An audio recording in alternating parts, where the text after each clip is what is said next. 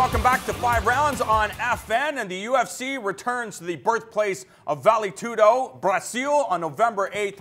In the main event, former UFC light heavyweight champion Maurizio Shogun Rua taking on the always exciting Bama veteran Jimmy Manuwa. Wait, that's actually not happening anymore. Jimmy Manuwa's out.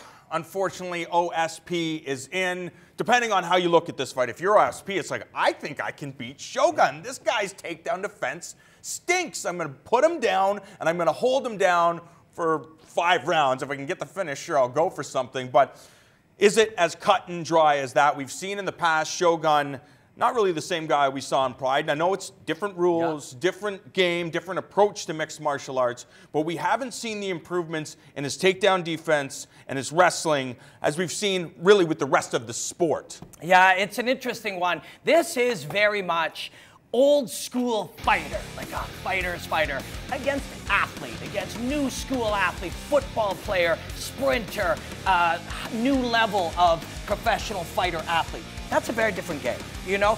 And Shogun has to look at this fight like, I can't go meet that guy, you know, modern move for modern move, strength for strength, explosiveness for explosiveness, cardio for cardio. You cannot fight a guy like this. And the reason I think this is an interesting fight is because of what it represents in that changing of the guard kind of mindset. You know, can Shogun, who probably faces athletes like this periodically in his travels in gyms, does he go into gyms and beat these guys up using old school mentality, you know, saying, I don't play sports. You're playing a sport. I'm fighting you. There are ways to go in and do that, and can he do that? The thing about Shogun is, you know, he's the draw here. I'm actually very surprised that he's taken this fight, especially on short notice, because you look at Jimmy Manuwa, this is a stand-up kickboxer, explosive, fast-twitch muscle. You know what he's going to do.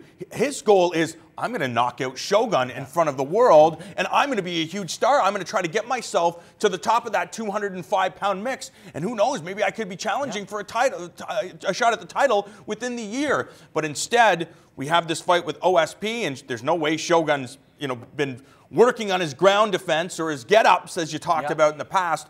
And if I'm Shogun, I don't take that fight because I look at my resume. I fought Dan Henderson, Chael Sonnen, Alexander Gustafsson, John Jones, Lyoto Machida, Chuck Liddell. The list goes on and on. Nobody knows OSP. The only SPs I'm fighting is GSP. That's right, exactly. So I'm surprised that this fight was put together, especially considering the fact that the UFC has already announced.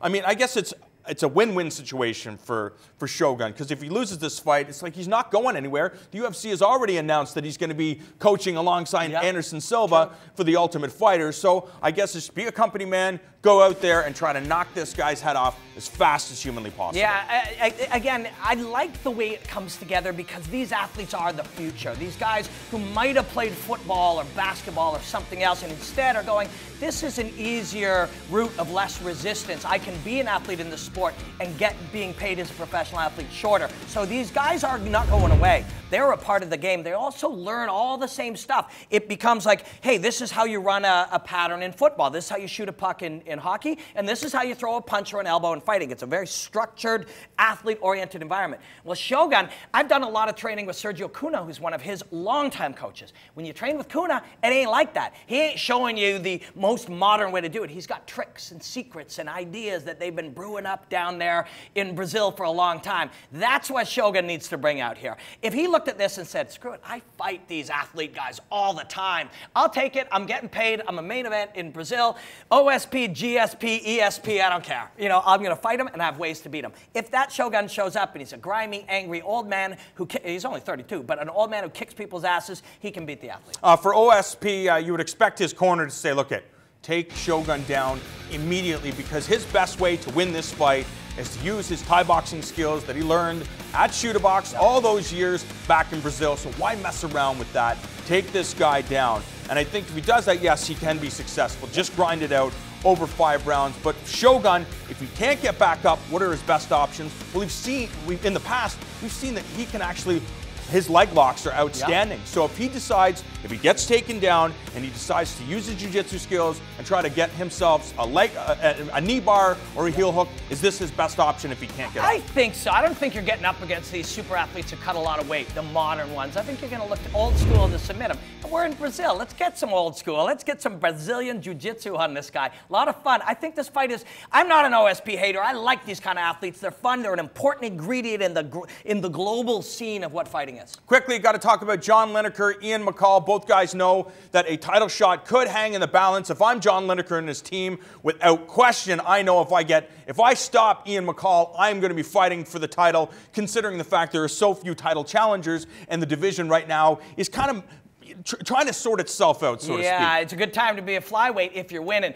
Lineker's got a crazy right hand. He can definitely knock him out. But he's got to get into the pocket, and he's got to get Uncle Creepy to throw with him.